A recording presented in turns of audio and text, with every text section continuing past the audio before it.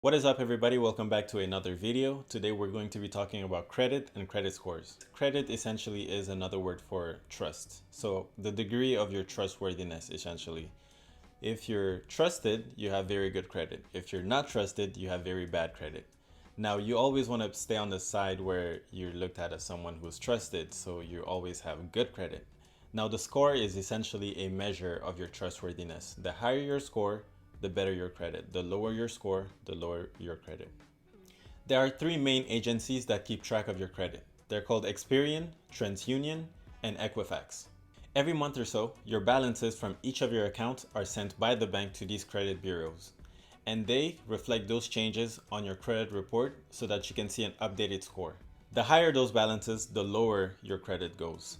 The lower those balances, the higher your credit goes. Now, there are a lot of different types of credit out there, but the major ones are going to be your credit card loans, your student loans, auto loans, and home loans. Now, there are 6 major factors that go into making your credit score, and I'm going to be listing them from the most important to the very least.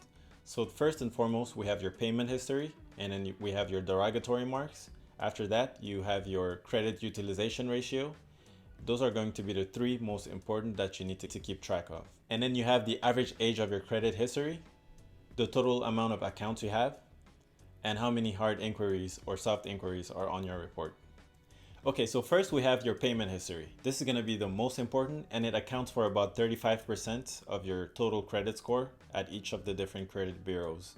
It might vary, but essentially this is the ratio of your payments on time and your payments that are late. You always want to stay at 100%, so never ever miss a payment. Next, we have derogatory marks. This is also very important to keep track of. You don't want to have any late payments because that's a derogatory mark, collections, foreclosures, or anything like that. Some of these could last up to 7 years on your credit report, and it's something that you do not want. Next, we have credit utilization ratio. This is how much of the credit available to you you're using. For example, if you have a credit card with a $1,000 limit, you want to stay below 30% or $300. This is going to vary based on how much credit you have available to you on your credit card. Next, we have the average age of your credit. This is not how long you've had an account, but this is more so the average total age of all of the accounts you have open under your credit report. You could have a credit card open for more than 10 years, but if you decide to open another one today, for instance, the average age of your credit history would go from 10 years to 5 years because they take the average of all of your accounts. Now, this is going to vary based on how many accounts you've had and how long you've had them open. Next up, we have the total number of accounts you have open. So the more credit lines you have open, the healthier your credit will be down the line. You want to mix it up as well because a good mix of credit usually promotes a better score. So say you could have a couple credit cards, a student loan, auto loan, and maybe a mortgage. That would be ideal, but try and mix it up and have different lines if possible. Last but not least, we have inquiries, and there are 2 types of them you can have on your report. There are soft inquiries and there are hard inquiries. Soft inquiries stay on your report for up to 2 years, but they don't make any impact on your score whatsoever. And then you have hard inquiries. They also stay on your report for up to 2 years, but they do lower your score whenever you have them. So whenever you do apply for a credit card, an auto loan, or anything like that, try and space out those applications by 6 months to a year. So now you know what credit is, you know what credit score is, you know what determines your credit, and you know who it's reported to. So now I'm going to be giving you a few tips I use to stay on top of my credit.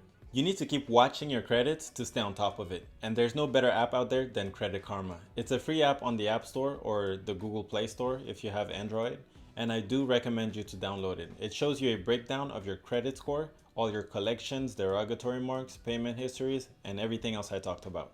If you have a very low limit on your credit card, sometimes it can be very hard to stay under that 30% utilization ratio. And to combat that, you can go ahead and consult your bank and see if they can raise the limit so that you can stay under that 30%. Make sure to ask them if it's a soft inquiry or a hard inquiry, because some banks do make it a hard inquiry whenever they review your account for a credit limit increase, whereas some others do a soft inquiry. Now, soft ones, if you remember, do not affect your credit, but hard inquiries do.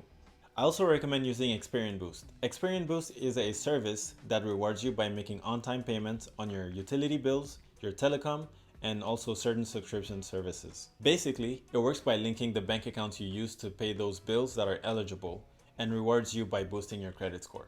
If you felt like I left anything out, or maybe you know a few tips I didn't mention on here, feel free to note them down below in the comment section. If you enjoyed this video, make sure to hit that like button, and if you enjoy content like this, make sure to hit that subscribe button as well and that notification bell. Thank you so much for watching. Bye bye.